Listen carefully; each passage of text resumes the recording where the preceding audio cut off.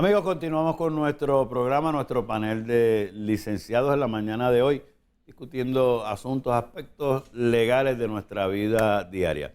El licenciado Carlos Pérez trajo un punto muy acertado, hablando en los casos de cierre, cuando llega el abogado notario o el notario, en el caso de Puerto Rico, abogado notario, en otros sitios puede ser notarios nada más, pero aquí, que estamos hablando aquí ahora mismo, abogado notario a hacer un cierre que no representa a ninguna de las dos partes. Yo quiero que la licenciada nos explique a todos, la licenciada Terry Brito, cuál es esa función específica de ese notario en ese cierre. Pues mira, es bien importante que las personas entiendan que una cosa es el sombrero de abogado, otra cosa es el sombrero de notario, ¿verdad? Somos abogados notarios, conocemos la ley.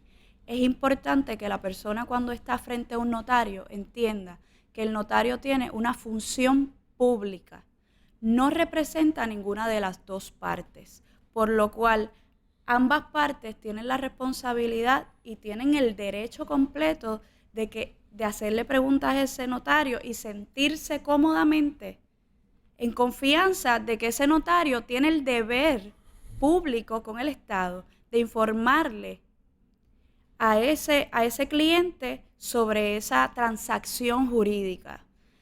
Y la función de ese notario es, no solamente en los cierres, hay otros tipos de escrituras, ¿verdad?, públicas. Claro. Y entonces la función de este notario, como dije, no es coger parte alguna, ¿verdad?, ni representar a nadie, sino, ¿verdad?, recoger la voluntad de esas dos partes o más partes, porque pudiera ser una sucesión, pudiera ser muchas partes, recoger la voluntad de esas partes y aplicarla a la ley, ¿ok?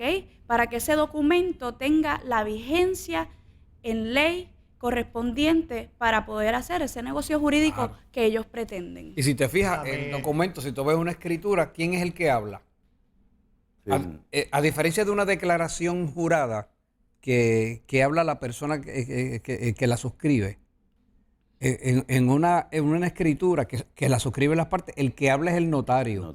Yo, el notario, pues mira, Inserni dice que quiere venderle a la otra parte y la otra parte dice que quiere comprar y han acordado esto. Las partes dicen que quieren llevar a cabo esta transacción conforme el que está hablando es el notario, ese es el que expresa. Mira la responsabilidad. Es una transacción de unas partes privadas y es el notario el que está hablando, diciendo, ustedes lo que quieren hacer es esto y esto. Es el que está, y eso es bien importante. Que imagínate, en un momento dado pudiese haber de una de las partes posteriormente algún cuestionamiento. Y hay que tener una realidad. En el caso de una compraventa, por ejemplo, perdona que te tomara de ejemplo, tú estás vendiendo una propiedad, pero el que compra, el que adquiere, se queda con la propiedad. Hasta cierto punto debemos tener es parte de ese interés público, de que el vendedor como que va a salir del escenario. Me pagaste la propiedad, ya me fui porque me voy, vendí. El que compró se queda con esa propiedad. ¿Me entienden? Necesita esa sanidad jurídica de esa transacción y el notario tiene que estar pendiente porque ese se va a quedar con la propiedad. Es el que después le van a cobrar contribuciones del CRIM. Adiós, pero apareció pero es que el CRIM decía que no debía y ahora dice que debe. O sea, ese es el tipo de dinámica que es bien importante. Eso es lo que yo quiero hacer hincapié, que se entienda que ese notario que está haciendo el cierre, como dijo la licenciada, es responsable de recopilar toda esa información y garantizarme a mí que soy lego, no soy abogado. Claro. En esa transacción en la cual yo estoy envuelto, todos los asuntos legales han sido atendidos responsablemente. Porque si el día de mañana yo tengo un alegato que hacer, yo voy a llamar a la licenciada, claro, a la notaria, y le voy a decir, venga acá, a mí me ha surgido esto aquí. Sí. Podría haberse un conflicto ético. Y ese es el mayor problema que tenemos. Yo voy a dejar que el licenciado Camacho quiera expresar algo, pero no voy a dejar de tirarle la siguiente pregunta. Porque yo lo he vivido y lo veo cada rato. Yo hice una transacción, te compré el solar del amigo tuyo, el notario hizo todo. Voy a hacer una transacción mañana. Esa escritura nunca ha sido inscrita. Y tú, Una responsabilidad. pero ven ahí acá, si seria. hice esa transacción hace 5 años, 10, 20, 30 años, el abogado se murió. Y tú andas con un papel en la mano que no ha sido inscrito y tienes que hacer una transacción obligada. ¿Qué hago yo en ese momento? Pero eso después que tú hagas tu planteamiento. Sí, eso, digo, tomándolo también como punto de partida, esa cuestión ética hay que tener mucho cuidado porque el notario tiene una responsabilidad de cumplir con unos términos, pero también con cumplir con erradicar esas escrituras en tiempo en el registro, si es en el registro, ¿verdad? Pero hay algo que yo quiero aclarar, recogiendo los dos puntos de los dos compañeros, de la licenciada y de Carlos. O sea, aquí lo que tiene que entender el público es que nosotros los abogados, y no estoy orientando a los compañeros abogados porque cada uno sabe lo que tiene que hacer, pero hay una línea bien fina entre tú ser parte de la transacción y ser el notario. Como ha dicho la licenciada, el notario es un facilitador donde se recogen todos los acuerdos que se hacen entre las partes para transmitirlo y convertirlo en un instrumento público cumpliendo con todas las solemnidades y con todos los requisitos de la ley. Pero ¿qué pasa? No podemos ser abogados de una parte, llevar una transacción y convertirnos de momento en el notario. Me explico.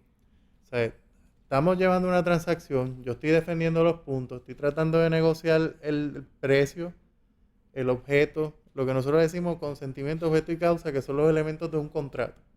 Pero nosotros, para que la gente lo entienda, estamos negociando precios, cuáles son los acuerdos y cuáles van a ser las condiciones de ese acuerdo. En caso de una compraventa, que es el ejemplo que ha traído el compañero Carlos Pérez, pues mira, tenemos que cumplir con el precio. Si hay un pronto, si hay un interés, porque si hay un banco de por medio, todo esto. Yo no puedo ir a negociar con la otra parte. No, yo te vendo en 150,000. No, pues vamos a cuál el precio que sea 120,000. O sea, yo no puedo como abogado entrar en Como esa notario. dinámica y después convertirme en el notario que finalmente. Porque hay una diferencia. Si hay dos abogados y los dos se ponen de acuerdo, que después que llegan a los acuerdos finales, transcriben el proyecto y lo hacen entre sí, sí, pero si hay una controversia, o sea, hay una línea bien fina. Yo me cuido de no hacer transacciones y después convertirme en notario. ¿Por qué? Porque ahí es que está el problema. Y la gente tiene que estar claro que uno contrata una representación legal con el propósito de que sí defiendan nuestros intereses, pero cuando vamos a ir a un notario, cuando ya tenemos un negocio jurídico, es para que ese notario, como dijo la compañera y como ha dicho el compañero Carlos Pérez, recoja todos esos acuerdos que están en ese instrumento público para que se complete la transacción. No importa quién esté pagando. O sea, puede ser que el vendedor sea el que esté pagando los honorarios notariales. El le tiene que responder al comprador y recordar que el comprador se va a quedar con la propiedad y como dije, hay que darle esa continuidad, esa vida registral, si ese es el caso, del registro de contribuciones, que no aparezca un esqueleto después de que se hizo la transacción. Esto tú lo oyes, yo compré una propiedad y fui al cierre, hice el cierre y todo perfecto. Y ahora recibí una carta del CRIM que esa propiedad debe $8,000. Por eso, Pero a mí me hicieron una representación en el cierre, el licenciado Ángel Camacho hizo el cierre y me dijo que esa propiedad no debía. Pero hay una ejemplo, responsabilidad, déjame aclarar, porque Sí, ejemplo. Se pone el estudio de título y creo que el público sepa que a todo notario, porque la gente pregunta, ¿y por qué hay tantos gastos antes de hacer la escritura? Bueno, hay un estudio de título que se pide precisamente para ver eso, ver el tracto registral de la propiedad y eventualmente ver el costo de qué se trata, saber todas estas cargas y gravámenes que hay. Igual una certificación del CRIM, que es el caso que estaba él mencionando en cuanto a deuda.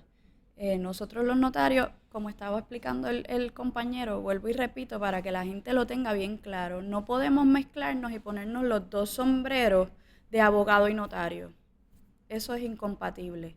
¿Por qué? Porque como dije anteriormente, tenemos los notarios una función pública. Claro.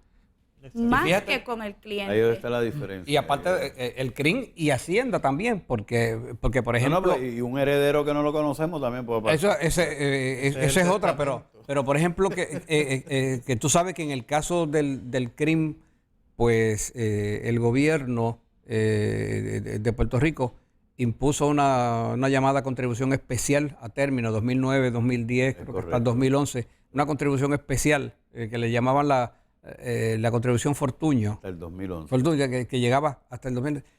Si eso, ya eso pasó. Óyeme, pero si no se pagó, eso crea un gravamen sobre la propiedad. Así que si yo estoy haciendo una compraventa hoy, todavía hoy yo estoy advirtiendo de esa ley que ya no está vigente para hoy, pero estuvo, y como la propiedad existía para esa fecha, yo me quiero asegurar de que esas contribuciones se pagaron, de que no hay una deuda en relación con esas contribuciones, porque si no, de momento aparece, mire, no se pagó la contribución especial. ¿Y a quién le tocaba pagar eso? Se supone que al vendedor, pero ahora el comprador no sabe dónde está el vendedor y tiene la propiedad, y eso es un gravamen sobre su propiedad. O sea, que él puede tratar de cobrarle al vendedor, pero la propiedad sufre de ese gravamen y eso no fue lo que se le representó. Así que pero fíjate todos los detalles que ahí hay una complicación y ya lo vemos. Una complicación que nos está llevando no tan solo de la función notarial a una complicación contractual que eventualmente puede convertirse hasta en un pleito si no se dilucida. Por eso es que la función notarial es bien importante y lo que se haga ahí tiene que estar bien hecho. O sea, la gente, o sea, el público, ustedes tienen sus notarios, yo sé que nadie es abogado, nadie es notario, usted contrata para eso mismo, pero tiene que también hacer las preguntas. Nosotros estamos para orientarles aquí, en efecto, de que sepan de que hay unos requisitos y formalidades que hay que cumplir, que la ley establece. Así es como yo siempre digo, miren, le digo a todos los amigos en los programas todos los días, a veces vamos a ver al médico y nos sentimos, y perdonándome, papá Dios, sentimos que estamos frente a Dios. Lo que diga esa persona es infalible. O sea, lo que me diga ese médico, eso es la ley, porque me lo dijo el doctor. Y siempre, no es así, porque yo le digo, busque 2 y 3 opiniones. No se deje llevar por lo primero que escuche necesariamente. Somos seres humanos, es una materia que estudiamos y no necesariamente estamos al día todo el tiempo con los cambios que hay. Con los abogados sucede exactamente lo mismo.